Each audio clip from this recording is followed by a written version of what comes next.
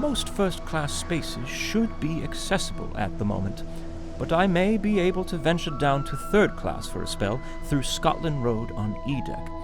I believe I'm boarding before anyone else. Robin, right now you're the most handsome man on the Titanic.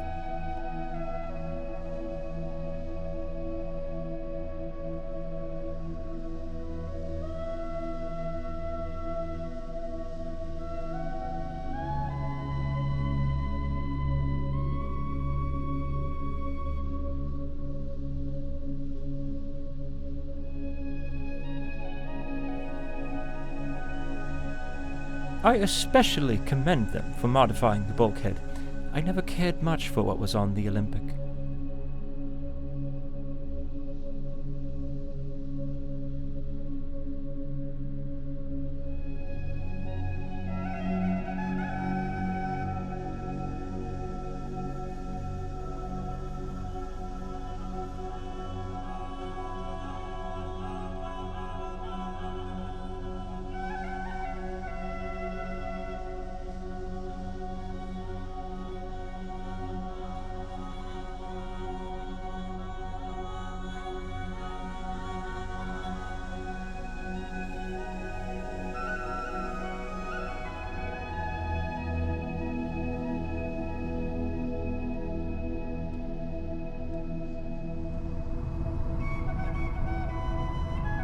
This is glorious.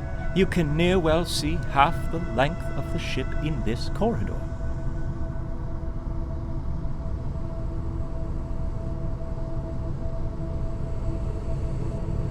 Oh dear, the door is open. Perhaps I'm not supposed to look in here, but I can't pass up this opportunity for a little adventure. How by Edward Oh, if Claire were here now to see me being too so high, daring. No, Robin, it's not your time to get your angel wings just yet. No, not just yet. It's quite hot here. Where are the workers, though? Well, I suppose they're likely firing up the other boiler rooms. These machines are massive. 29 on board, propelling the ship through the water like an untamed beast. I anxiously await their performance during the sea trials shortly. Finally free and not held back from anything. No Mr. Tundry in sight. Just freedom.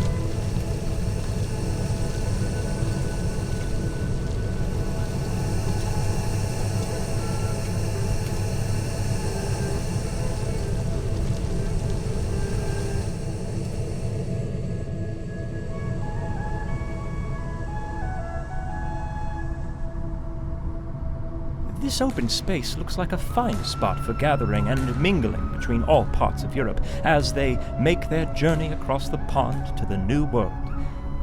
Perhaps a place on the West Coast, like Seattle.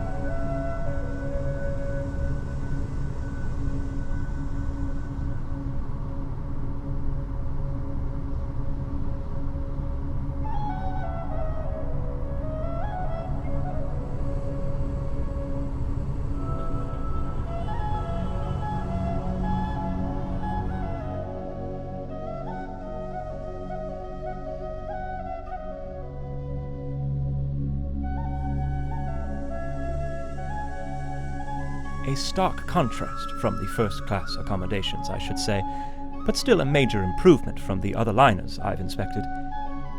In all honesty, I envy these people in the lower class. The world is open to them. They move to America and build their future how they choose. They could be loggers, for example. But father wanted me to be a surveyor like he and his father. No logging for you, Robin. Now wash your ears.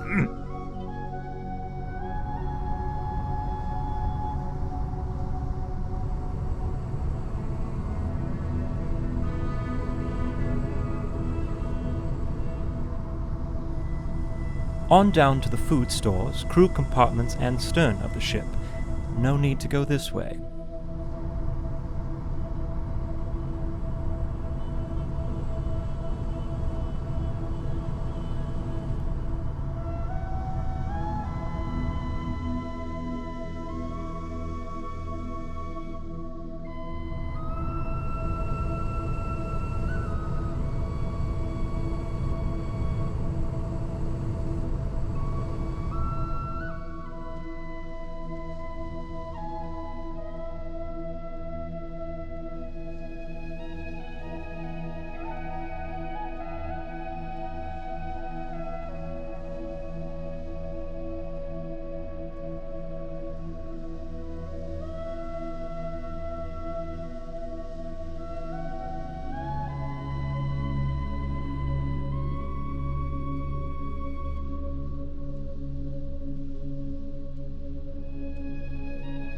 Who on earth is that lucky dog testing out the electric bath?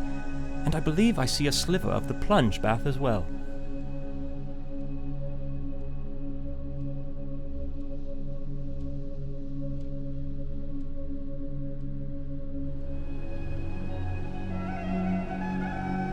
I'd hate to be quartered back here in such a cramped cubby, the walls bearing down on you like all the troubles, hopes, and deepest desires you dare not dwell upon.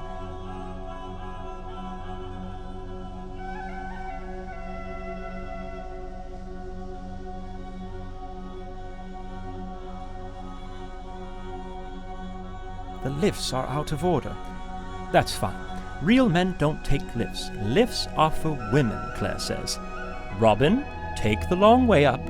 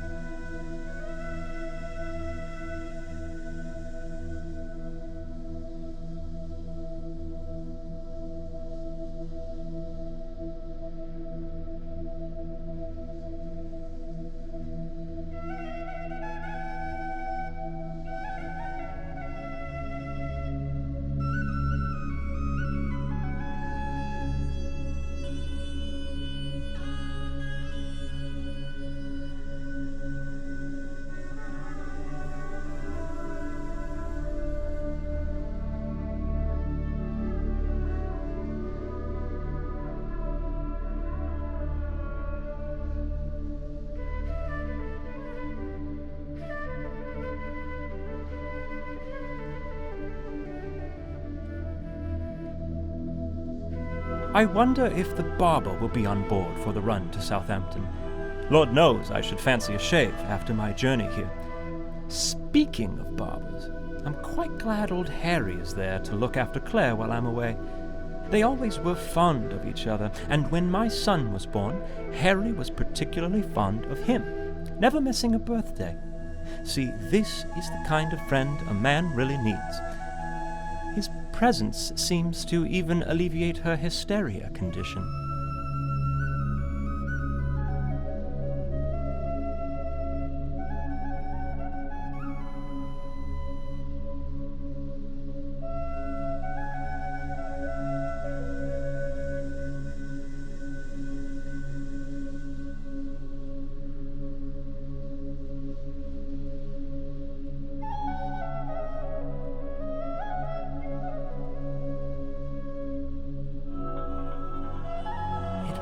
Does remind you of Paris, though excepting the smell of overflown sewage.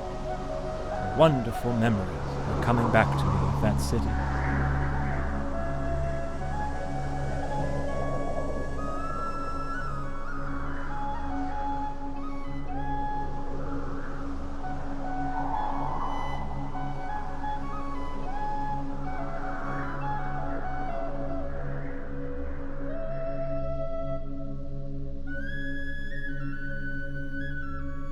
Odd that this room would have its tables already set. Mr. Gotti hasn't even boarded yet. Oh well, top marks for presentation.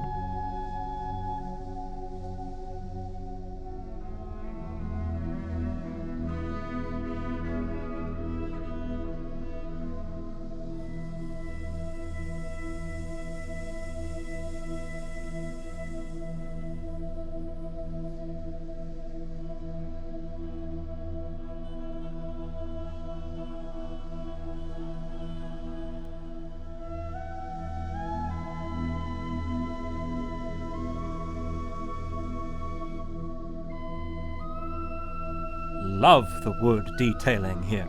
It's absolutely perplexing. Now that's a craft I can really respect.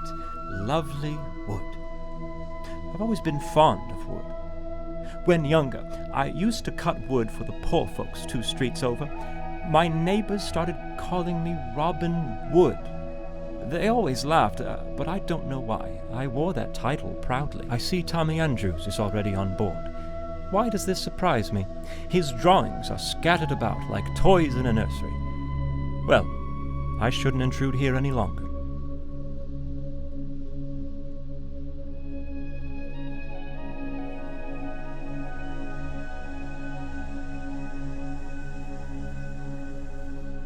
What a fine accommodation for the unwinding of the gentlemanly sort after a long day at sea. If only it were open now, and there were men in there to socialize with, perhaps then I'd make some friends.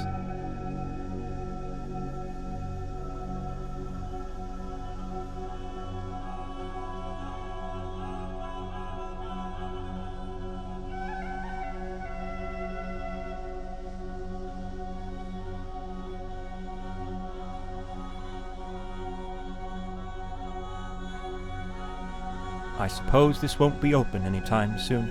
A shame. I would enjoy nothing more than a cup of tea and to sit with a book in the lounge and, well, lounge.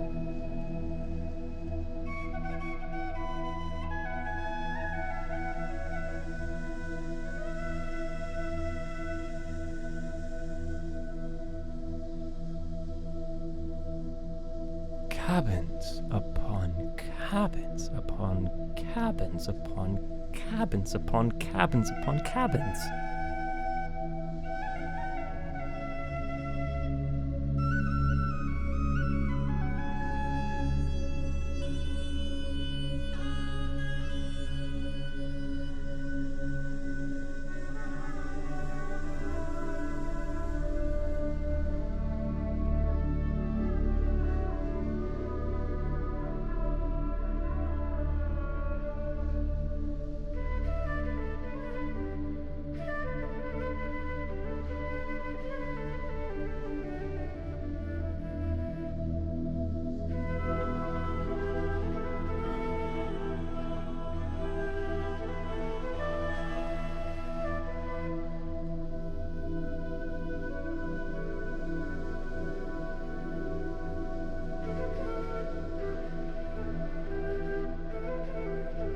I shouldn't venture too far on deck.